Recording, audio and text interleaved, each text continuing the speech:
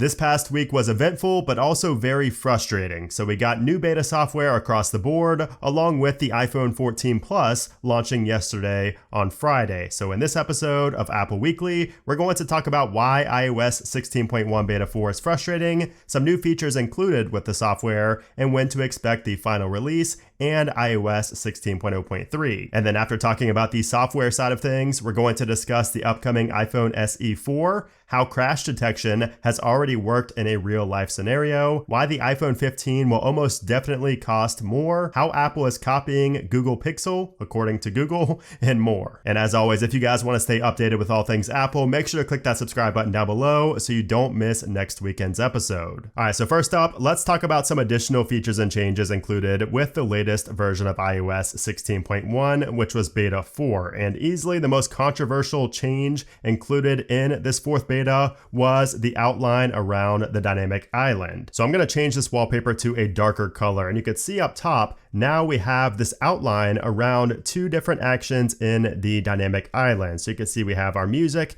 and our timer up there, both with a little outline around them. So that is new in Beta 4, and some people were saying they've seen this previously, but I had not seen that previously. And if it was there, it was very faint, so it's much more apparent now with Beta 4, this little outline here. But the good thing about it, if there is anything good about it, because I personally don't think that looks very good, but it only occurs when you're on a dark background, when your wallpaper or your settings page is very dark. So for instance, here in settings, I guess that's not dark enough, but sometimes in certain applications it will also show up, like Twitter and things like that. So let's see if I go into Twitter here, if it shows the outline around it. So yes, you can see the outline around it here and at Twitter as well. So it only happens in certain scenarios and also when the dynamic island is active. So if nothing is going on up there in that dynamic island, it will not have an outline around it, which is nice. So for example, I just closed out of the music and the timer, and you can see we no longer have an outline around there up at the dynamic island now. So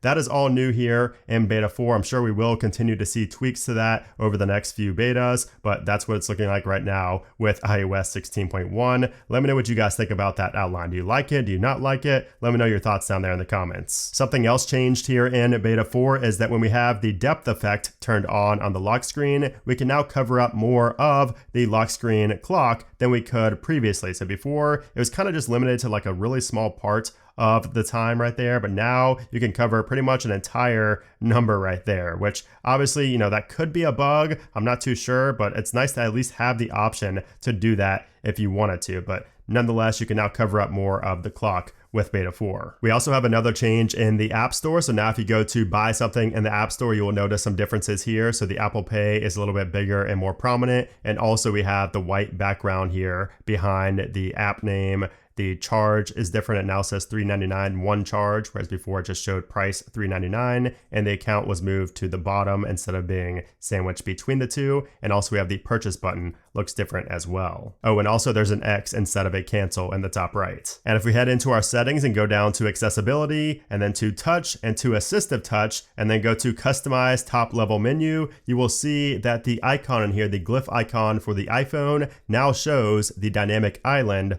on the iPhone 14 Pro there. Before, it did not show the dynamic island, it only showed a notch. Another very minor change in settings is if we go into our camera, and if we go to formats, and then down to Pro RAW right here underneath of Pro RAW, this of course is only if you have a 14 Pro series or a 13 Pro series. You can see down here it now says Pro RAW photos on the main camera. So before it did not say main camera, it just said wide camera. And then if you go down to macro control down here, it now says ultra wide camera instead of ultra wide lens. So Apple now refers to the wide lens as the main camera and the ultra wide lens as the ultra wide camera. So minor verbiage changes. And then I have to mention that the jitter on the lock screen is finally gone, and it feels so good to be able to go into the album artwork and out of it without having that random jitter here when you have widgets on your lock screen. So on all of iOS 16, 16.0.1, 16.0.2, and all of the iOS 16.1 betas up until Beta 4 had that really weird jitter bug, but now it has been fixed. And something else that's been fixed that I'm really happy about is AirDrop. So now AirDrop works like 100% of the time, whereas before I had issues time and time again when I was trying to transfer things to my Mac specifically. So I would not be able to transfer anything. It would just say AirDrop failed, but now it's worked pretty much 100% of the time. It got better in beta 3, but now it's like perfect in beta 4. We also have some changes in the code. So Steve Moser on Twitter found these. So if we go into our settings, go to battery health and charging, and then down to the new clean energy charging feature, we have some changes in the code related to, it's going to show when charging is on hold and when it is scheduled to be finished. So there's going to be some new alerts here in 16.1 to notify you of that. Also found in the code is if you go to delete the wallet application and tap on delete, you will see this new verbiage right here, this new alert that says to delete this app, first remove any cards in settings. So Apple technically, made it so you can delete the wallet application, but they're making it difficult to delete the wallet application. So you will have to remove your cards before deleting the wallet app now. And then we also have some updates to the satellite connectivity demo. So if you have an iPhone 14 series, there will be a demo mode for satellite connectivity, which is not live just yet, but you can see here in the code, it says temporarily turn off cellular to test satellite connection.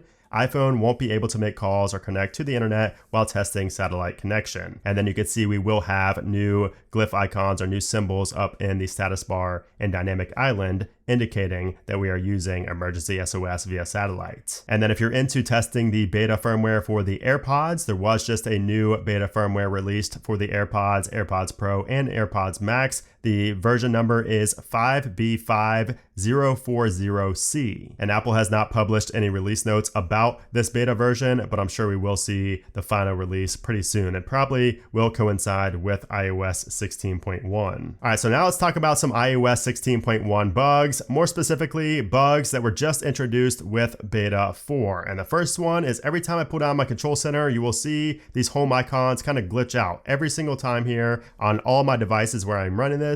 You can see they just don't appear right away. It's just a very glitchy, laggy, buggy look here in the control center, and I really do not like it. I tried removing these from the control center and turning them back on and, re-adding them to the control center, but that did not change anything. A reboot, nothing fixed that. So that is a bug I would expect to get fixed very soon. Now onto the really actual frustrating bugs I've been having. And number one, it's cell connectivity. This is the worst cell connectivity I've had on any version of iOS 16 yet. So take a look up in the status bar, you will see that it kind of flicks back and forth between 5G and LTE. And I was having a lot of issues before this. I was doing it a ton before I actually, recorded this. So it only happens when I'm actually going to load content, but you can see it switches from LTE to 5G a lot. And, everything was just slow for me. Everything loaded slow, Twitter, all my apps, you can see it switching there between 5G and LTE constantly. It was very annoying, and of course it happened a lot before I started recording this, because that's why I started this recording. So it's happening a lot up there. So that never happened in any previous version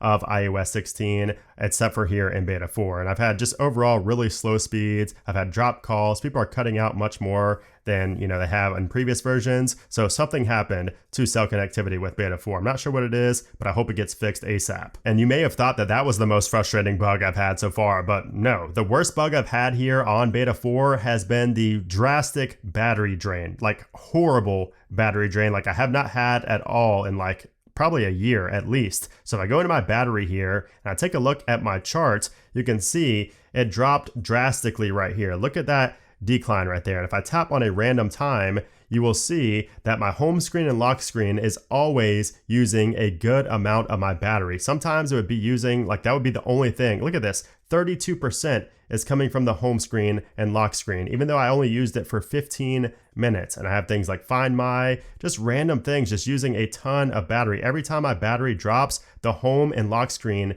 is up top. So I'm not sure what's going on. I've tried looking at my widgets. Maybe I thought, that could have been the issue, but you can see time and time again, my home screen and my lock screen are near the top when my battery is draining. And that tells me there's a problem with the software, because that never happened before. So that's been very frustrating for me. It has happened predominantly on my iPhone 14 Pro, my main device, but it's also been happening on other test devices as well. So I really hope that the battery drain issue is fixed in the next beta. I would assume, it should be, because I didn't have this issue on any of the previous betas. It just randomly started happening here with beta 4. Now moving on to the performance and the battery life. Starting off with performance, I did notice some lag overall on my main device, my iPhone 14 Pro. That was mainly due to my phone heating up, and that could have also led to the battery life. Now that I think about it, my battery drain was all of the heating up. But aside from that, performance has been great. I really only noticed any hiccups when my phone was hot, which it lags. It doesn't matter about the software. It's always going to lag when your phone is hot. So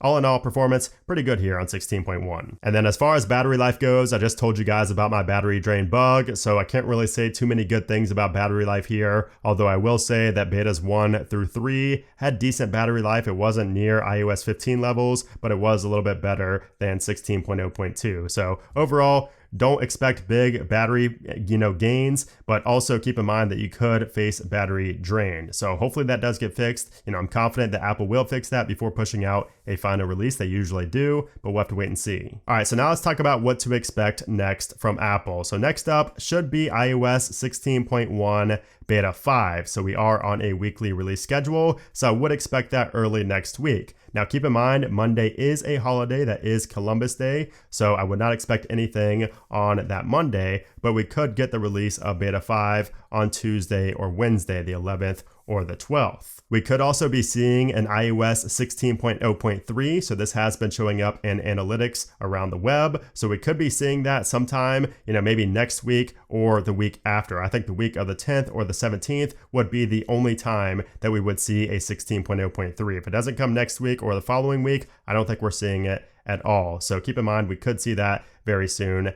as well. And as far as iOS 16.1, the final release, I think that's coming at the end of October. So most likely on the week of the 24th, or at the very latest, the week of the 31st. It really depends on when Apple releases 16.0.3, if they release it. So that has an impact. Also, there is a very, very slight possibility that we get the RC release next week. I don't see that happening, but it is in the realm of possibilities, so keep that in mind. And keep in mind also that we do have iPadOS 16 and macOS Ventura coming out later this month as well, the first official release of those softwares. And then finally, let's talk about the latest Apple news. So first off, let's talk about the upcoming iPhone SE, because I feel like I haven't really talked about this at all in 2022, and it could very well be releasing in the first half of next year. So according to a leaker on Weibo, the iPhone SE 4th generation will be the replacement for the now extinct iPhone mini series. So he says the iPhone SE 4 will adopt a full screen design, but it does not support 3D face unlocking and only supports side fingerprints.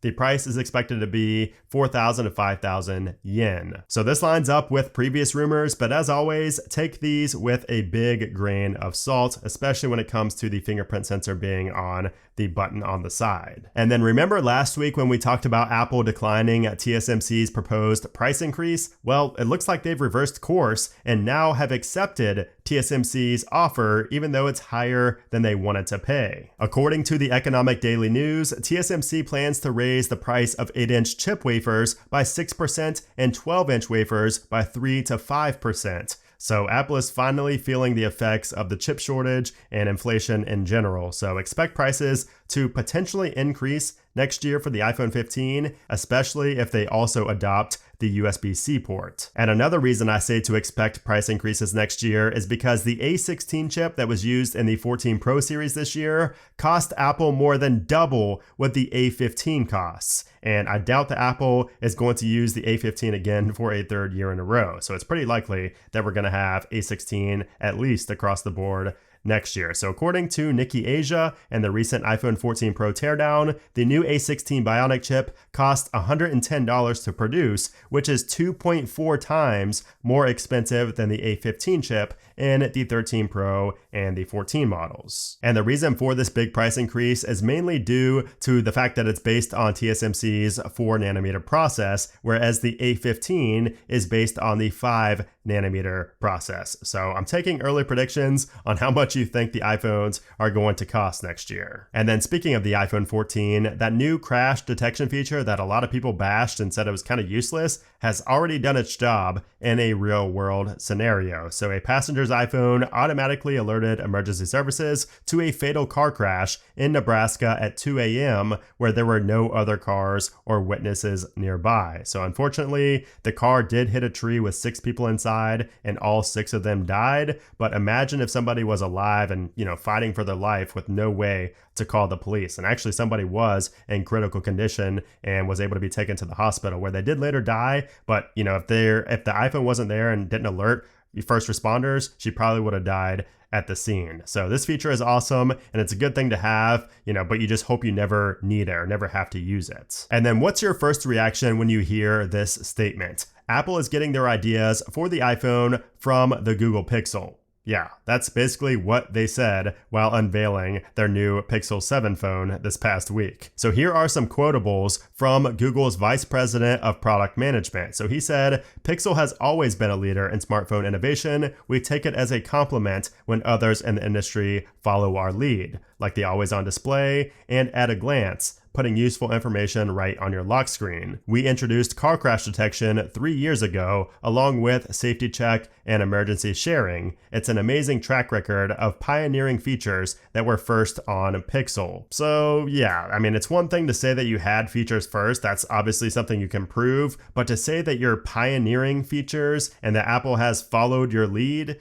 is a little bit much, I think. I think it's kind of a stretch and really just looking for validation for the Pixel phone. But I don't know. I could be off base here. What do you guys think? I'm trying not to be a fanboy here. I'm trying to be open-minded because I do like the Pixel, but this just seems, kind of crazy and kind of a reach. But I don't know. I could be wrong. Let me know what you guys think about this. So there you have it. That is the latest batch of Apple news from this past week, along with some updates on the latest iOS 16.1 changes. But anyways, guys, hope you enjoyed this video. If you did, I would appreciate if you gave it a thumbs up. Also, make sure to subscribe for more iOS 16 and iPhone 14 coverage. But anyways, guys, thanks again for watching, and I'll see you soon.